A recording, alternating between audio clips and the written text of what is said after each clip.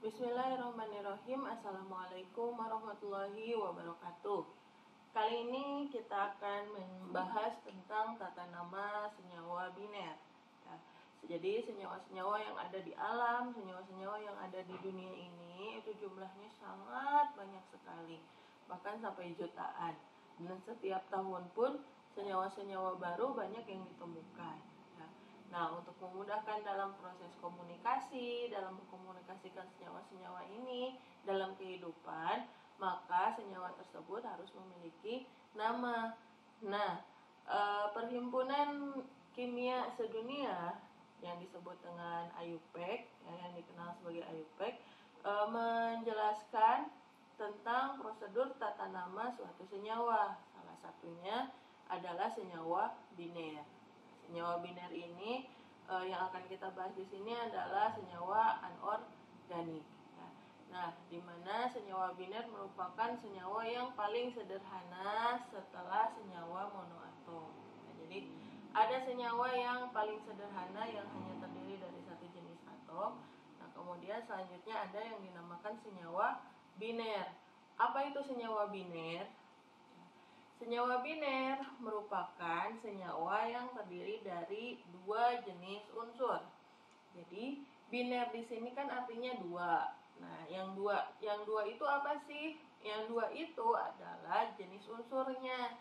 Jadi kalau senyawa yang memiliki dua jenis unsur, ya dalam senyawa itu, dalam zat tersebut unsurnya ada dua jenis aja, ya berapapun jumlah unsurnya masing-masing, indeksnya masing-masing, kalau si unsurnya itu cuma ada dua jenis aja, ya cuma ada dua jenis unsur, maka disebut sebagai senyawa biner.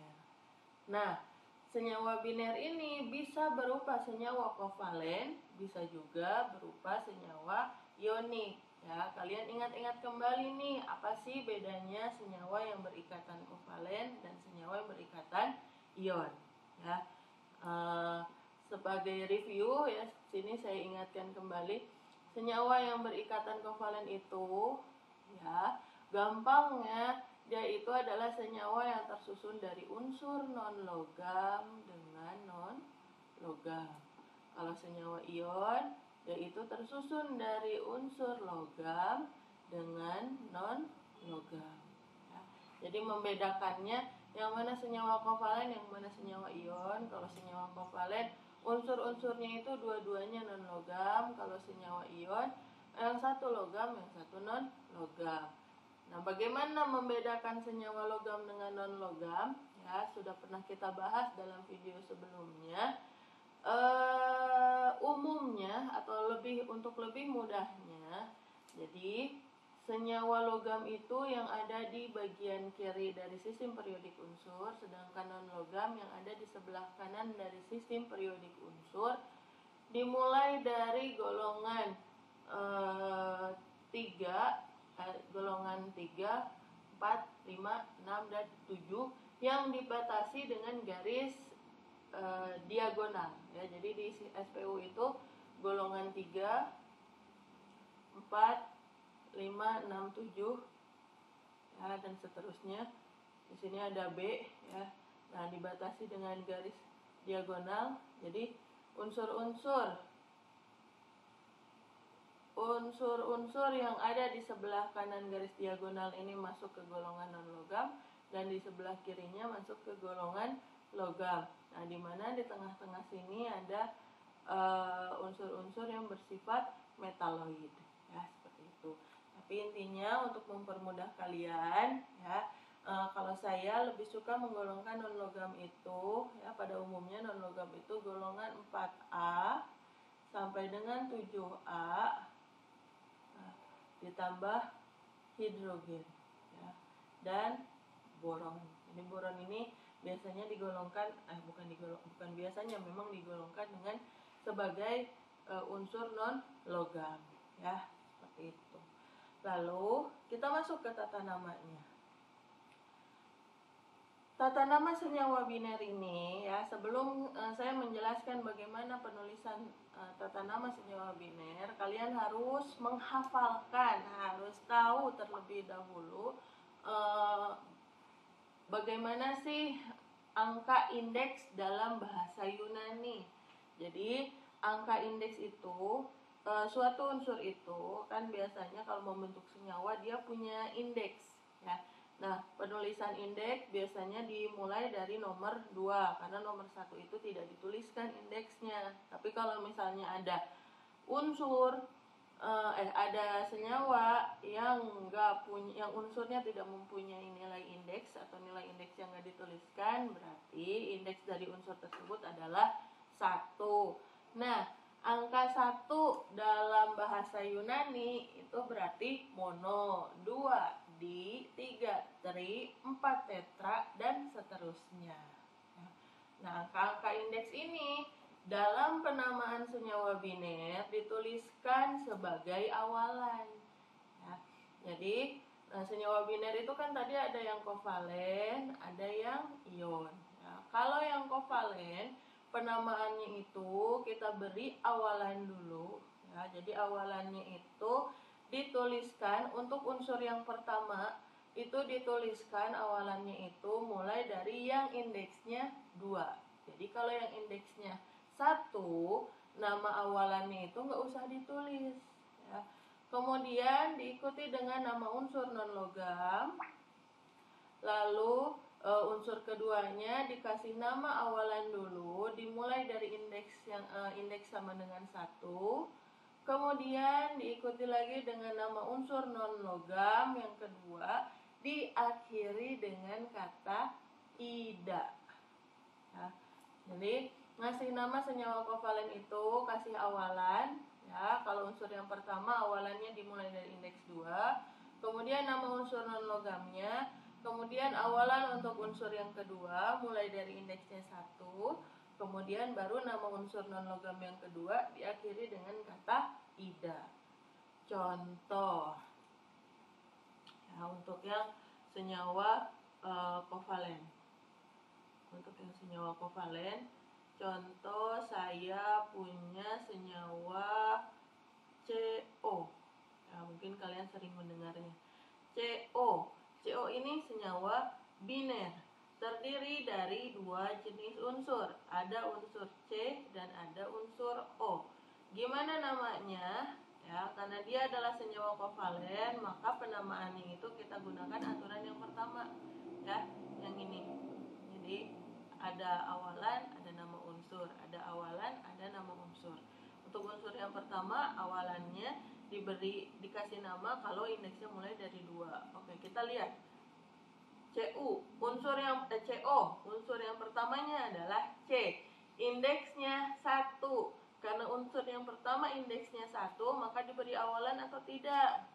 Nah, kalau indeksnya 1 berarti tidak diberi awalan karena senyawa kovalen itu dikasih awalan kalau indeksnya itu yang unsur pertama indeksnya 2. Berarti unsur yang pertama ini kita langsung kasih nama unsur non logamnya C. C itu namanya apa?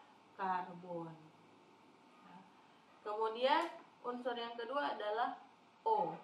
Indeksnya 1. Kalau unsur yang kedua yang indeksnya 1 dikasih awalan nggak? Iya. Karena unsur kedua itu kasih awalannya dimulai dari indeks 1 ya. Kalau indeksnya 1 maka nama awalannya apa? Kita lihat ke sini. 1 itu adalah mono. Berarti karbon mono. Nah, O itu namanya apa? O itu nama unsurnya oksigen ya.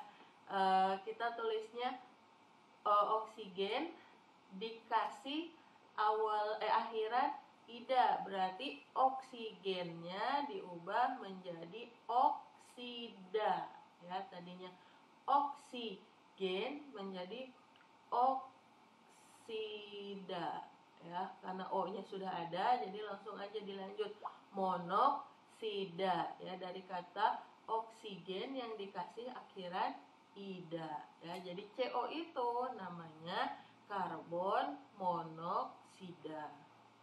Kemudian contoh yang kedua, kalau saya punya CO2, pasti tahu ya CO2 itu C-nya berarti namanya karbon ya, karena indeksnya 1 maka nggak kita tulisin awalannya. Kemudian O-nya kita kasih nama awalan di, ya, kemudian nama unsurnya oksigen diberi akhiran ida, jadinya karbon dioksida.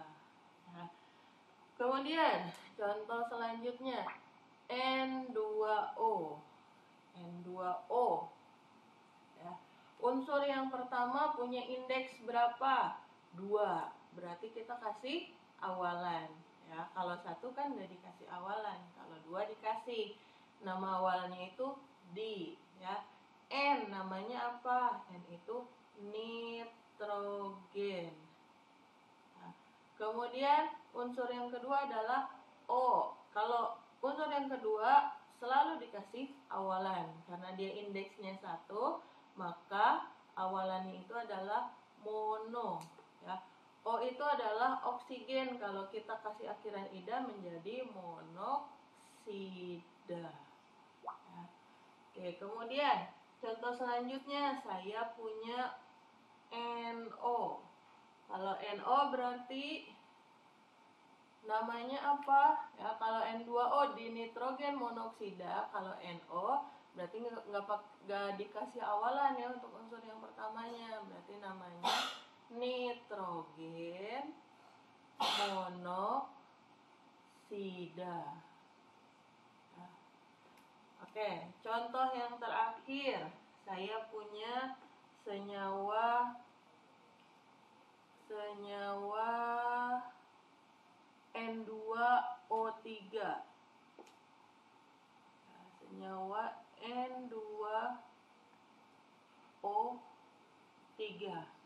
Namanya berarti apa? Ya, karena unsur pertamanya indeksnya 2, berarti kita kasih awalan di nitrogen. Kemudian unsur yang keduanya kasih awalan dulu trioksida. Ya, seperti itu. Itu untuk yang senyawa kovalen. Nah, kemudian bagaimana untuk senyawa ion?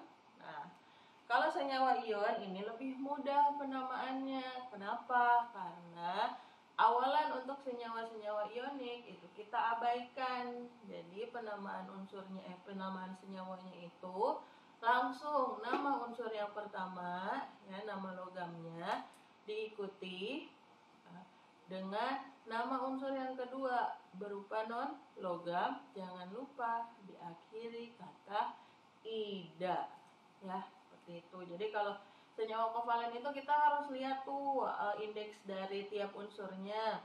Kalau senyawa ion kita nggak perlu lihat indeks, langsung aja kita kasih nama unsur logam dengan nama unsur non logam, jangan lupa diberi akhiran ida, ya. Contoh kalau yang senyawa ion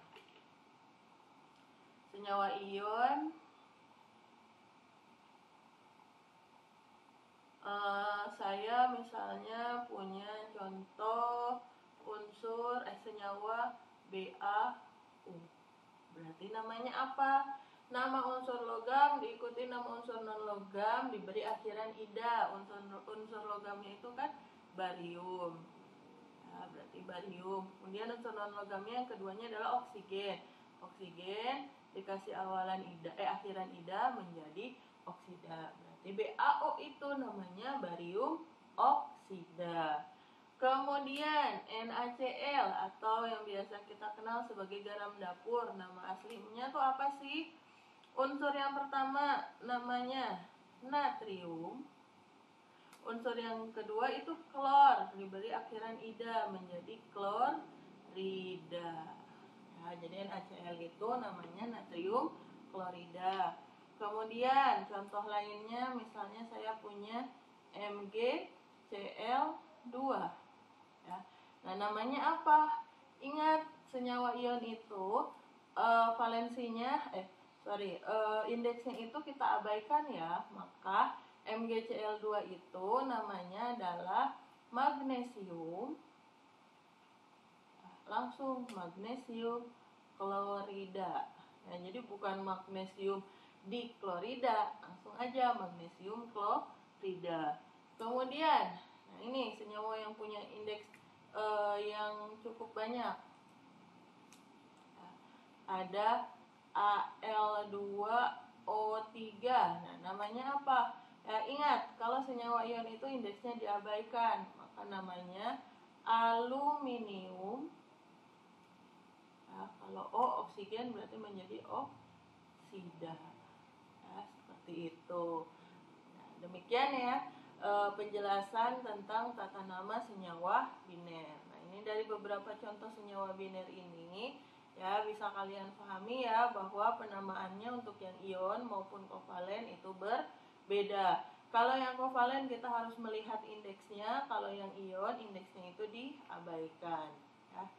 Oke, demikian penjelasan saya mengenai tata nama senyawa biner. Mudah-mudahan bisa kalian pahami.